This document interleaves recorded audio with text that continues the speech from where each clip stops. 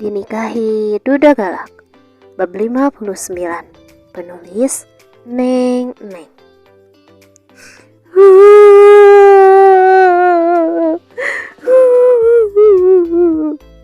Terdengar rintihan Eliana.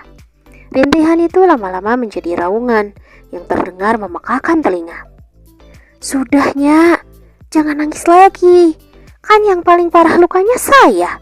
Kan tadi saya yang nahan tubuh Nyonya hingga Nyonya menimpa tubuh saya.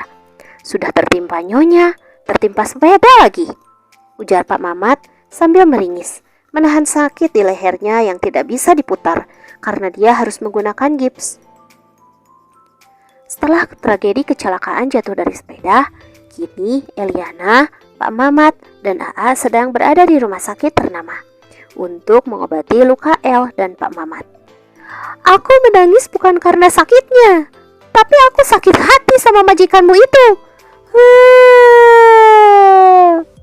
Eliana kembali meraung sambil meniupi lutut dan sikunya yang baret dan sedikit berdarah.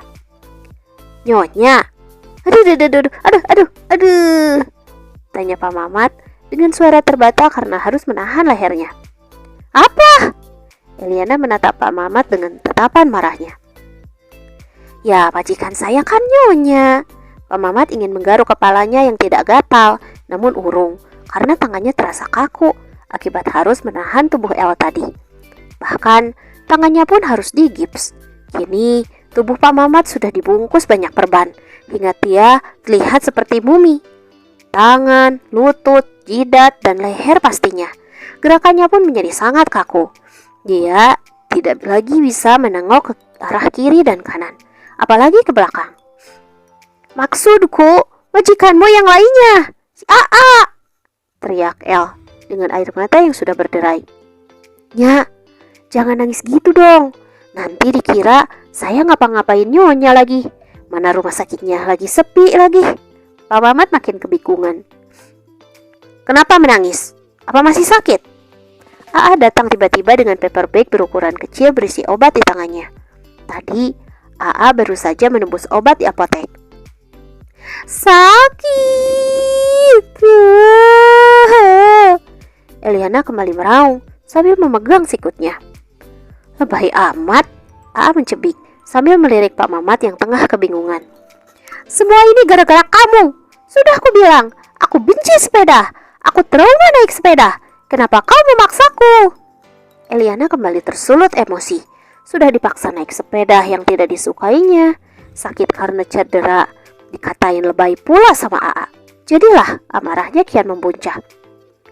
Hush, tak perlu berteriak. Aku tidak tuli. Lagian, cuma luka baret dikit kok. Tuh, kau lihat.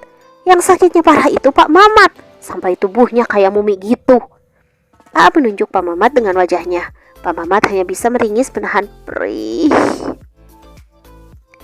Kalau tidak tuli, kenapa masih memaksakan kehendak? Kembali berteriak, membuat AA terjingkat. Iya, semua salahku. Ayo kita pulang. AA beranjak. Ayo Pak Mamat, saya bantu. AA meraih tubuh Pak Mamat, membantunya berdiri, lalu memapahnya perlahan.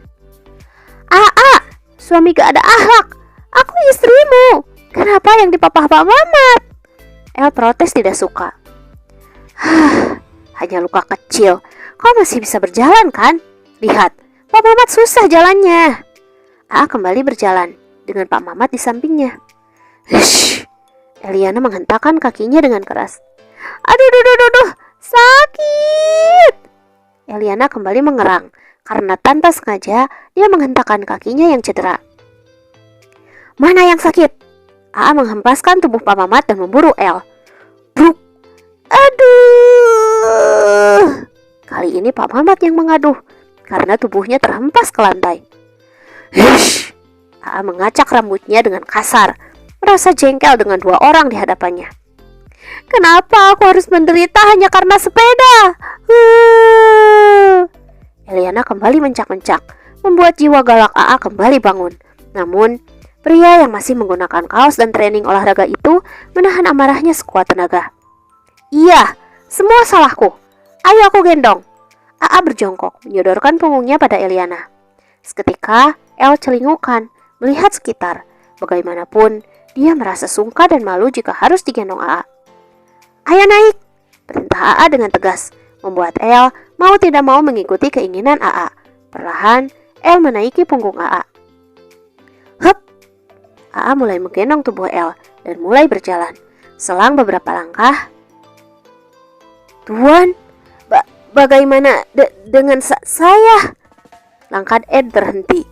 Dia menoleh ke belakang. Terlihat Pak Mamat berjalan dengan gerakan kaku layaknya mumi. "Hush, ini namanya senjata makan tuan. Saya yang nyuruh El latihan naik sepeda. Saya juga yang kerepotan sendiri." AA berteriak kesal sambil berusaha memapah Pak Mamat dengan tangan kanannya, sementara tangan kirinya menahan gendongannya untuk tubuh Eliana, istrinya.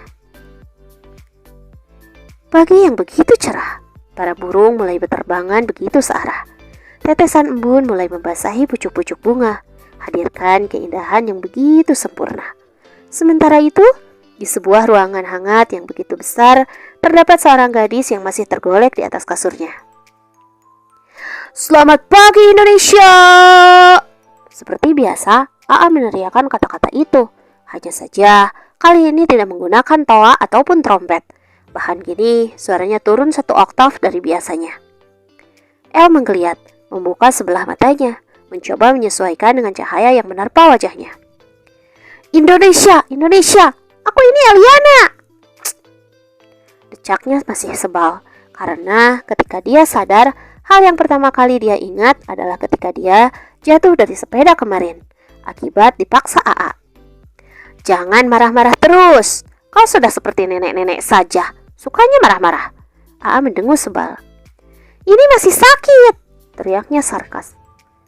AA memutar kedua bola matanya, tahu persis jika itu hanya akal-akalan El. AA seperti biasa merasakan jika luka yang dirasakan El tidak seberapa. "Baiklah, ayo kita mencuci wajahmu lalu kita sarapan." AA beranjak, menggulung tubuh Eliana dengan bed cover. "AA, apa yang kau lakukan? Astaga!"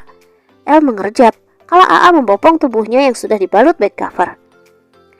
"Apa yang kau lakukan?" El berusaha melepaskan tubuhnya. Tapi sayang, tenaga AA jelas lebih besar dari tenaga El yang kini sudah seperti lontong.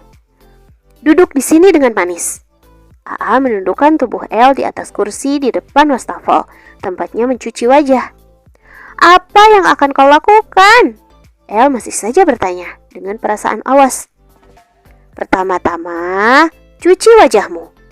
AA membasahi tangannya lalu mengusapkannya pada wajah El dengan gerakan cepat. Tidak usah, aku bisa sendiri." "Jangan!" El berusaha menolak, tapi tidak berdaya karena tubuhnya telah terbungkus bed cover dengan sempurna. "Selimutnya jadi basah, AA," protes El kalau melihat bed cover berwarna abu-abu muda itu sudah mulai basah akibat ulah AA. "Tak apa, nanti bisa dicuci," ucap AA dengan santai. Tangannya masih asik menggosok wajah El. "Ya ampun, pelan-pelan AA, kau itu sedang mencuci wajah atau mencuci mobil sih?" El kembali protes kalau dirasakan tangan AA begitu kasar menggosok wajahnya. "Selesai mencuci wajah, sekarang kita gosok gigi." AA mulai menuangkan pasta gigi pada sikat gigi. "Sekarang buka mulutnya." AA membuka mulutnya latah, memerintah El agar mau membuka mulutnya. "Tidak, aku bisa sendiri." El kembali menolak. Dia menggeleng berkali-kali.